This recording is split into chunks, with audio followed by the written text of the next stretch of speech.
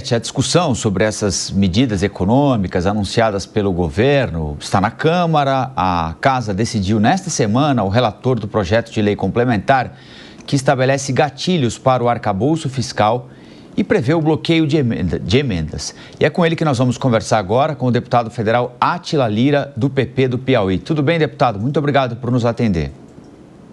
Bom dia, tudo bem? Cumprimentar a todos aí da Jovem Pan. Estamos aqui para esclarecer essa matéria tão importante para o país. Então, por favor, deputado, eu queria que o senhor começasse exatamente por esse que o senhor vai relatar, que o senhor explicasse de maneira um pouco mais genérica, mais concisa, na medida do possível, claro, como é que vai funcionar esses gatilhos, como é que vão funcionar esses gatilhos e esses dispositivos que o senhor vai relatar e levar aos seus colegas. Vamos lá, esse PLP, Rafael, ele vem para complementar, implementar alguns controles fiscais que a gente aprovou no arcabouço de 2023, quando a gente aprovou a lei da meta fiscal, do arcabouço fiscal do ano passado, que vem regulamentar alguns gastos públicos, e precisava ampliar esses controles justamente que é uma demanda da própria economia, do mercado, enfim, da sociedade, para que o governo possa controlar mais os gastos. Então, esse PLP ele aborda algumas, por exemplo, o Brasil continuando em déficit primário, ele limita o crescimento das despesas em relação a benefícios sociais e gastos públicos em relação à folha de pagamento, até o limite do marco fiscal, da lei do arcabouço fiscal, conforme a proporcionalidade da arrecadação, ou seja, no seu limite de 0,6% a 2,5%, 70% do que for ampliado de receita. Então, assim,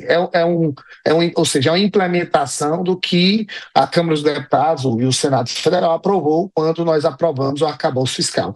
Além disso, tem também a questão dessa mesma regra para um contingenciamento de emendas, né? Eu acho que é justo, já que todos os setores públicos estão procurando atender a meta fiscal, eu acho que também os parlamentares eles têm esse sentimento de que tem que ter, se baixou a previsão de arrecadação, deve haver um contingenciamento de emenda justamente para que a gente possa cumprir a meta fiscal e ter mais responsabilidade fiscal no país. E tem também, além desse ponto, tem a previsão de utilização de alguns superávites de fundos vinculados a alguns segmentos públicos do país, para que esses recursos que tiverem rentabilidade, superávit, eles possam ser utilizados para gastos do poder público. Aí nós estamos aprimorando no nosso relatório para que a gente possa direcionar esses superávit desses fundos para pagamento de dívida pública, porque, portanto, seria mais uma medida de responsabilidade fiscal. No mais, eu acho que, basicamente, tem também outro ponto em relação às limitações de compensações tributárias de empresas junto à Receita Federal, podendo limitar essas compensações em parcelamentos até 60 meses. Isso é uma discussão muito ampla, assim, todos têm discussões delicadas, né, que afetam setores, então assim, a gente está dialogando de forma bem ampla com o Ministério da Fazenda, com as bancadas, com alguns segmentos da sociedade, para que a gente possa dar essa resposta à sociedade o mais rápido possível e principalmente à economia em relação ao controle de gastos do nosso país. Mano, sua pergunta? Bom dia, deputado. A gente está vendo um esforço de ajuste fiscal, pelo menos pretendido, mas eu confesso que, como cidadão, até eu tenho dificuldade de entender algumas dinâmicas. Por exemplo, quando a gente fala de uma empresa que eventualmente esteja dando prejuízo ou não está conseguindo fechar as suas contas, é impensável pensar que num cenário assim, essa empresa conceda aumentos salariais aos seus funcionários.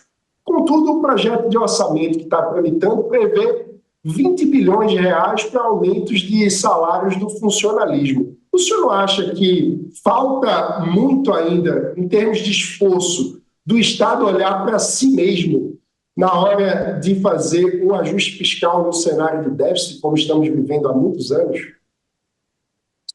Não, você tem total razão. Justamente, se você pegar o PLP que eu estou relatando, de autoria do Zé Guimarães, lá está previsto que a atualização de benefícios sociais, né, o reajuste de benefícios sociais e o reajuste, inclusive, de salários do servidor público, eles têm que, se nós estivermos em déficit, tem que seguir a regra da meta fiscal que foi aprovado no arcabouço fiscal. Então, tem que seguir aquela regra.